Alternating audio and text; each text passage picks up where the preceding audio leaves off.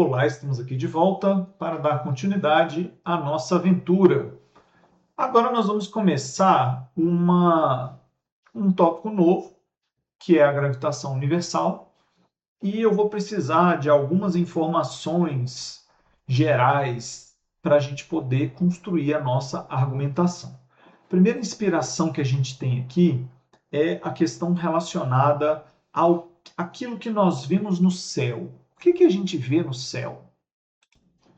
Para ajudar a gente, eu vou usar aqui uma ferramenta que você pode ver aí na internet, na sua casa, no aplicativo, ou no computador, no tablet, que é o Stellarium. O Stellarium ele é uma ferramenta que permite a gente a simular o céu noturno. Na verdade, não só o noturno, porque se você clicar nesse reloginho que tem aqui do lado, você consegue botar em outros horários do dia também. Então aqui está às 18 horas, né? Eu posso mostrar como estaria o céu às 17, às 16, às 15, né? E ele vai mostrando para mim, ó, a cada minuto, a cada hora, a cada segundo, como é que está o Sol, né? É isso. Basicamente, a gente tem essa região aqui do lado como sendo, né, o leste, aqui o norte e aqui o oeste. A primeira coisa que a gente precisa perceber é que não há nada que nos faça desacreditar que todos os dias da nossa vida, na região chamada leste, sai uma bolota luminosa. Essa bolota luminosa sobe no céu e ela desce pelo oeste. Todos os dias, aconteça o que acontecer, o sol nasce no leste e se põe no oeste. Todos os dias, em todos os lugares do mundo, isso acontece. Desde que o ser humano existe e olhou para o céu, ele pôde verificar isso. Beleza? Então, isso não é um fato a ser discutido. Isso é uma observação universal, indiscutível, inquestionável. Se você um dia quiser questionar isso, você vai ter que mostrar para mim um dia que o Sol não nasceu no leste, beleza? E não se pôs no oeste. O tempo entre o nascer e o pôr do sol, ele depende das estações do ano, né? Então aqui, ó, nós estamos aqui, é bem atual, eu estou no final do outono, né? Pensando que já chegando no início do inverno no hemisfério sul. Então você consegue perceber, ó, que no nosso simulador que o sol ele está nascendo aqui no leste, mas ele está meio para cá, né? E ele está se pondo, ó, meio para cá também. Isso acontece porque, como o eixo da Terra é meio inclinadinho, né, a gente tem o Sol como sendo, como aparecendo um pouco menos no céu durante menos tempo. No verão ocorre o contrário, ele acaba aparecendo por mais tempo. Eu posso fazer isso facilmente, ó, botando aqui, ó, nos meses de dezembro, janeiro, que são os meses ali de verão, né? Então, posso colocar aqui, ó, com tranquilidade, que você consegue ver, ó, que o Sol ele passa um tempo maior. Tá vendo? A gente no nosso zoom aqui eu não estou nem vendo o Sol, né? Vou ter que dar uma deformada aqui na imagem. Ó, vou voltar aqui para o relógio, estamos lá em dezembro. Ó, em dezembro, ó o Sol nascendo. Ó, ele se pondo. Ó, ele tá tipo depoisão ali daquela região, né? Tem que tomar um pouquinho de cuidado aqui, porque ele tem essa câmera muito doida aqui. Mas dá para a gente ver exatamente o efeito que eu estou te falando. Olha o sol nascendo ali, ó. Tá vendo? Ó, ele está nascendo ali. E se põe longeão do oeste. Ó. Isso aí é o verão. Isso aí acontece no verão. Como é que eu sei disso? Ó, eu olhei para o céu todo dia. Só olhar todo dia. Pronto. Não precisa acreditar em ninguém. Não tem teoria, não tem ciência, não tem nada. Basta você abrir a janela e olhar lá para fora, na janela. Né? E tem uma coisa interessante aqui, né? Tem muitos astros no céu. Especialmente de noite, ó, quando a gente vai olhando, né, dá para perceber uma série de pontos luminosos. E aqui no hemisfério sul tem uma coisa bem interessante, que a região que a gente chama de sul tem uma propriedade muito especial aqui no hemisfério sul. Que propriedade é essa? Tem um pontinho lá no céu que parece que todas as estrelas estão rodando em torno desse pontinho, sabe? Como se fosse um ponto fixo lá longe e você tá olhando para esse ponto fixo aqui e você está rodando, né? Quem trouxe essa visão para a gente foi justamente o modelo cosmológico em que a gente deixou de imaginar que as coisas giram ao redor da Terra, porque, fala sério, né? O Sol parece estar girando ao redor da Terra, né? Ele sai no leste, põe no oeste, sai no leste, se põe no oeste, todo dia, todos os anos, desde que o mundo é mundo. Então, a observação da regularidade desses pontos, do movimento desses pontos, levou as pessoas a acreditarem que nós, na verdade, estamos nos movendo, que na verdade é a Terra que está girando 24 horas por dia. E que a Terra leva 24 horas, por quê? Porque esse período leva 24 horas, é isso. De onde tiraram esse nome hora? Bom, os egípcios eles tinham uma onda aí de calcular tempo com base em múltiplos de 12. Pela maneira como eles contavam, em vez de usar os dedos, eles usavam as falanges, né? Então era uma coisa um pouco diferente aí a lógica deles de numeração. Deixa a Terra girando aí. Então, por causa disso, a gente divide a circunferência em 360 graus, por exemplo. A gente, meia volta é 180 graus. A gente tem o dia em 12 horas, né? Então, a gente pegou o dia, dividiu em 12 pedaços, em vez de dividir em 10 ou em 100, beleza? Então, isso é histórico. Né? Não tem uma justificativa científica para isso. E é uma coisa muito antiga. E por ser muito antiga, a gente não tem interesse de trocar, porque teria que trocar toda a lógica de pensamento, de unidade no mundo inteiro, e ninguém tem interesse de fazer isso. Né? E olha aí, eu tô insistindo aqui no estelário para você ver, cara, todo dia o Sol nasce no leste, se põe no oeste e tem as estrelinhas girando. Todo dia tem. Todo dia as estrelinhas estão girando. Todo dia. Né? E todo dia a gente vai olhar. Todo dia. Todo dia. Para sempre. E o que isso muda na sua vida? Ora, se você quer saber o que está acontecendo no lugar onde você mora, é interessante você entender esse movimento. Né? E aqui a gente não está olhando muito em detalhes lá para o céu, né? Porque a gente não tem grandes poderes de enxergar. Né? Mas depois, ali no final da Idade Média, início da Idade Moderna, quando a gente começou a ter acesso aos telescópios, cara, a gente foi capaz de chegar aqui, ó, e ver bem de pertinho, mas de pertinho mesmo, a ponto de perceber que esse pontão que a gente chamou de Alpha Centauri, na verdade, são duas estrelas.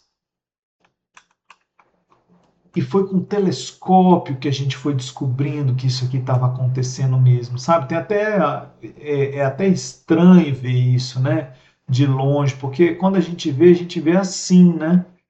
Justamente por conta de tudo que tem no meio do caminho, mas quando você consegue chegar perto, você vê que na verdade, em vez de um pontinho, são dois. Olha que interessante. E a gente vai vendo também que alguns corpos celestes, eles não fazem esse movimento circular igual a gente está vendo aqui.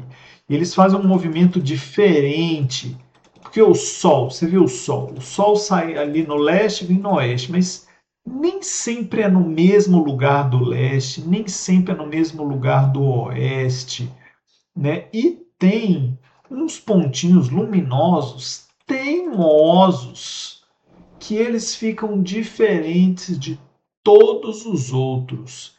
Parece que eles fazem uma fila junto com o Sol e a Lua, né? A Lua mesmo. Se a gente for chegando aqui, ó, e vendo de pertinho a Lua, conforme os nossos telescópios vão melhorando, o que a gente vê da Lua vai sendo cada vez mais detalhado e a gente vai conseguindo ver pontos, né? Imaginar que aconteceu nesses choques aí que causou o aparecimento aí essas crateras.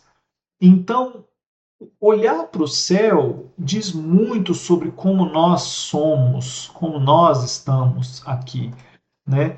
E tem um grupinho de pontos que foram chamados aí de os muito doido, né? Eles chamaram aí os tirador de onda. Você acha que eles deram esse nome? Não. Eles chamaram de os errantes. E errantes são os sem rumo, porque eles não obedecem à lógica circular das estrelas, mas eles brilham no céu que nem as estrelas. Quem são esses errantes?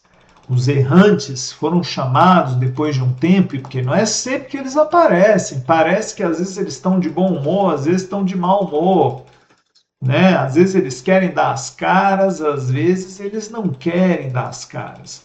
Quem são esses errantes? Esses errantes ganharam o nome errantes.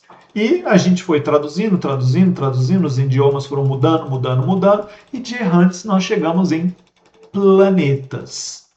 Então, planetas são pontinhos do céu que não obedecem a esse circular das estrelas. As estrelas, elas têm a propriedade de cintilar no céu, elas têm um brilho meio irregular, sabe? E os planetas não têm isso, né? Os planetas não têm essa regularidade. Aqui eu estou em fevereiro. Se a gente for para outro mês, vamos supor que no mês de agosto, olhando para o céu, olhando para o céu, a gente consegue até ver, ó, começar a ver alguns errantes aparecendo por aqui. Ó. Por exemplo, tem um errante ali, ó, que a gente deu o nome de Saturno. Saturno em homenagem aí a alguma divindade, porque se eles são errantes, se eles são dotados de humor, e quando ele aparece no céu, pode ser época de cheia ou de seca do rio, pode ser uma época de colheita, pode ser uma época de alguma coisa muito importante para a nossa sociedade. Vale a pena a gente dar um nomezinho para ele. E aí, esse daqui, ó, com o passar do tempo e quando foram aparecendo aí os telescópios, a gente chegou a ver que ele tinha até uns anéisinhos em volta dele, mas olha como é longe, olha como é difícil. E você olha para o céu, ele é nada mais do que um pontinho luminoso. Um pontinho luminoso errante. Existem outros pontinhos luminosos errantes também que acabam aparecendo no céu. Por exemplo, esse aqui foi um dos últimos a ser descobertos, né? E aí, olhando, chegando aí no rumo dele, com um telescópio, só com os olhos você não consegue ver, né? A gente chegou aí à conclusão de que havia mais um errante escondido ali, mais um planeta.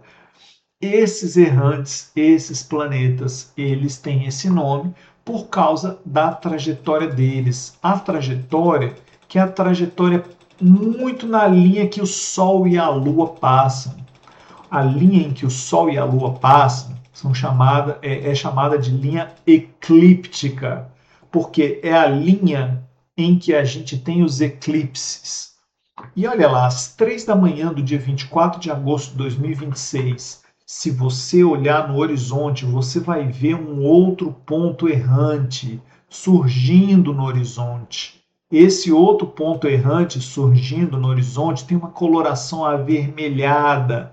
E quando a gente começou a conseguir observar ele de perto, a gente percebeu lá com os nossos telescópios, lá nos anos 60 e 70, que ele tinha uma característica, né, muito peculiar, que ele parecia ter uma superfície mesmo, tinha uns canais aqui que eles iam meio que mudando de aparência com o passar do tempo, e o pessoal pensou, deve ter gente morando lá. E aí esse errante chamado Marte, ele entra no imaginário popular como um ponto errante muito importante, beleza? E até agora tudo que eu estou fazendo é olhar para o céu. Se você olhar mais um pouquinho, né, e continuar vendo né, o que acontece no resto da noite, você vai ver que às 5h32 da manhã aparece lá nesse mesmo lugar do horizonte, seguindo a mesma linha, um outro ponto também amarelado, mas mais para marrom, que quando a gente pegou os nossos telescópios e conseguiu olhar de perto, percebemos que eles tinham linhas, que ele tinha tempestades atmosféricas, e esse foi o planeta Júpiter. As primeiras observações de Júpiter, elas eram meio assim, ó, parecido com isso aqui que eu estou te mostrando agora, né? Mais ou menos assim. E tinha alguns pontinhos aqui perto de Júpiter que a gente não conseguia fazer. Opa, como é que tem um negócio passando ali? Acho que é um asteroide. Ah, aqui é um satélitezinho. Peraí que ele está passando no céu. Aqui ele é tão verossímil aqui que ele mostra até coisas que estão passando no céu aqui bem pertinho da gente, né? Pois é, pertinho da nossa atmosfera. E teve um sujeito chamado Galileu que na hora que ele olhou, ele percebeu que tinha uns pontinhos que sombreavam, deixava Júpiter meio na sombra em alguns períodos do ano. Então ele imaginou, deve ter umas luas girando ao redor de Júpiter. Essas são as luas jupiterianas ou as luas galileanas, as 4 luas galileanas, que foram as primeiras luas que foram enxergadas, né? Europa, Io, Júpiter e Ganimedes. Beleza? Então, essas luas, pô, aqui já com um telescópio melhorzão, a gente consegue ver que elas não são as únicas e que tem outras também que apareceriam ali ao redor deste errante, trazendo aí uma característica para ele também de corpo celeste, que segue a linha eclíptica. Ele também nasce no leste, também se põe no oeste. Beleza? Você está vendo aí que eu não tenho todos. Para eu ver todos os errantes, eu vou ter que olhar o ano inteiro. Se eu separar o ano em pedaços, em 12 pedaços, alguns deles vão ficar mais visíveis, menos visíveis em cada faixa do ano. E isso acontece de maneira variável ao longo dos próximos anos. A coisa vai mudando de um jeito muito peculiar. Então eu estou aqui em 2026, mas sei lá se a gente ainda existir, lá em 2046, o céu noturno vai ser um pouco diferente, né? Mas a lógica vai ser a mesma. As estrelas vão continuar girando, fazendo um movimento circular ao redor de um ponto lá no Polo Sul. Esse ponto ganhou até um nome. Nós chamamos ele de Octans. Na verdade, é uma constelação chamada Octans, que tem uma de suas estrelas, a estrela Sigma da constelação Octans, ela parece ficar paradinha no horizonte lá do hemisfério sul. E se você sair andando aí pelo planeta e quiser ir para outro lugar, explorar outras regiões, vamos supor que você saia aqui de Brasília, que é onde eu estou fazendo a gravação nesse momento, e você vá para a cidade de Manaus. Deixa eu botar aqui o mouse aqui. E você vá para a cidade de Manaus. Ele aceitou? Não, peraí. E você vai para a cidade de Manaus. Se você fizer isso, lá você será visto, você verá o céu de uma forma um pouquinho diferente, né? Dá uma olhadinha aqui, ó, como é o céu noturno lá perto de Manaus. Ó. O ponto ao redor do qual as estrelas giram, ele está bem pertinho do horizonte. Né? Se você for para um outro lugar, vamos pegar aqui bem ao sul, né? Vamos pensar aí o Ushuaia, bem ao sul. Se você vai para um lugar bem ao sul, né? Imagina lá no sul da Argentina, né? Imagina que você vai para lá.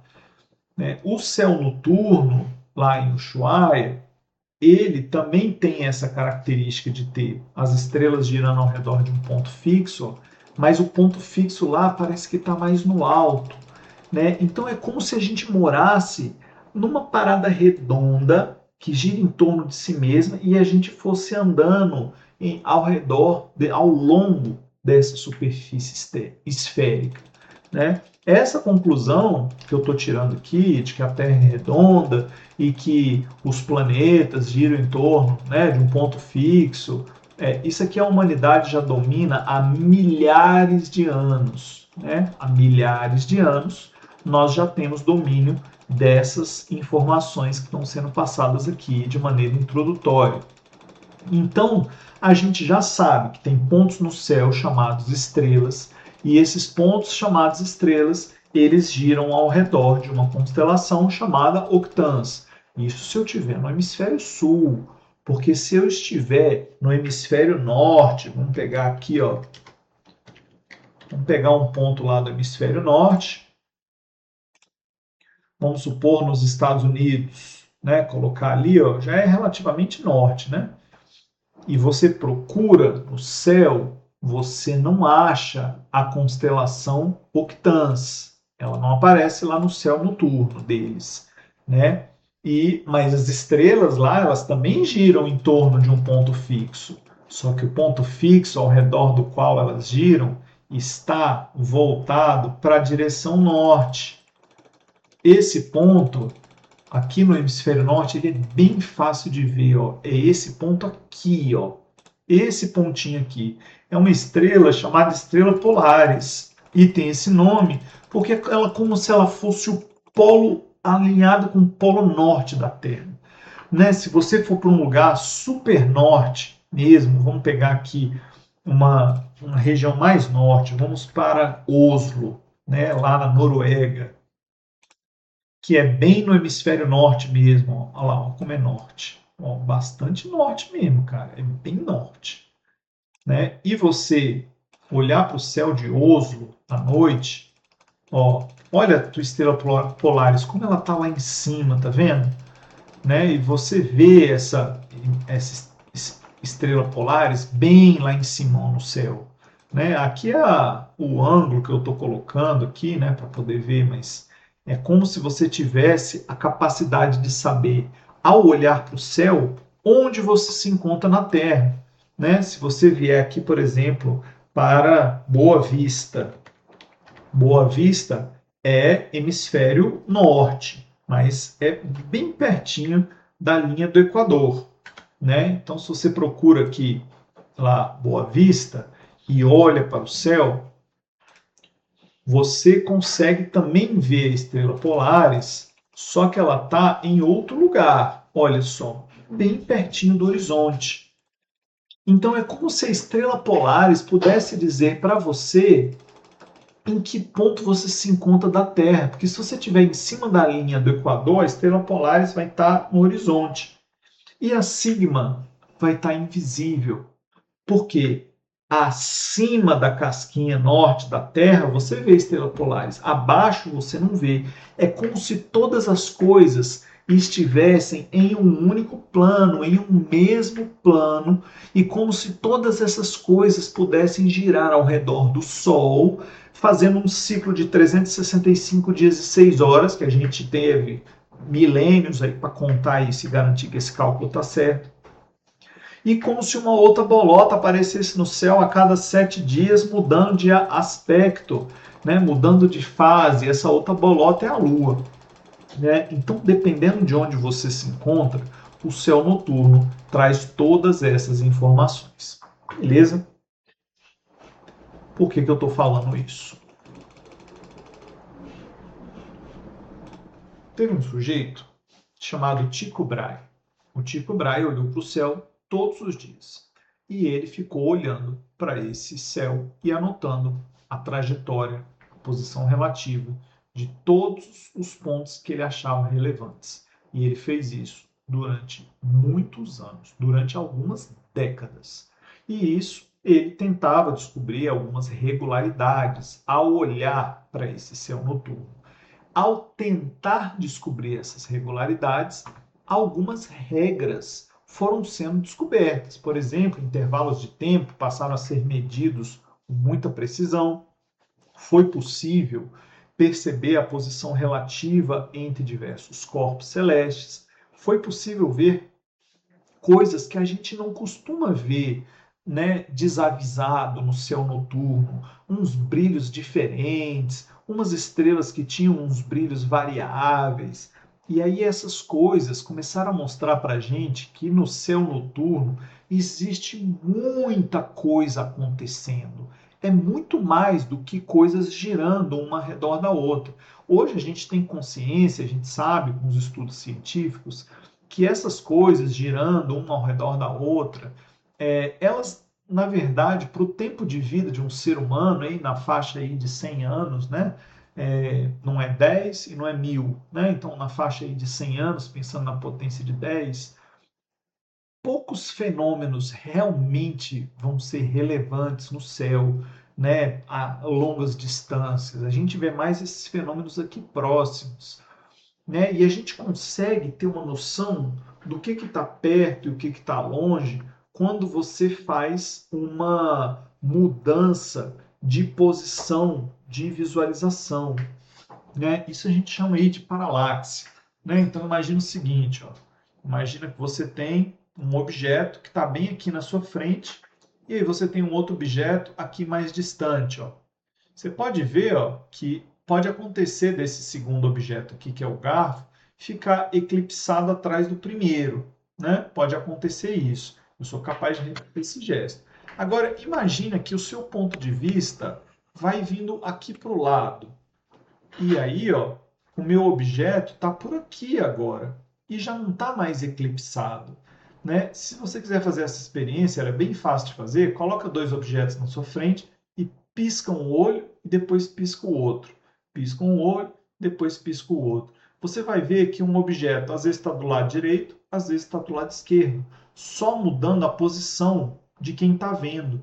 Então, se eu botar a minha câmera do lado de cá e trouxer ela para cá, vai parecer que esse objeto aqui está de um lado. Se ela estiver bem aqui no meio, vai parecer que ele está eclipsado. Se ela estiver do outro lado, vai parecer que ele foi para o outro. Então, olhar para vários pontos celestes a partir de diferentes pontos de referência leva a você imaginar quais são aqueles que estão mais próximos e quais estão mais distantes, né? Lógico que de maneira relativa, eu sei que esse aqui é mais perto, aquele é mais longe, esse aqui metade, aquele ali o dobro, né? Nunca uma distância em metros, né? Assim, à primeira vista, a gente não tem ferramenta para isso.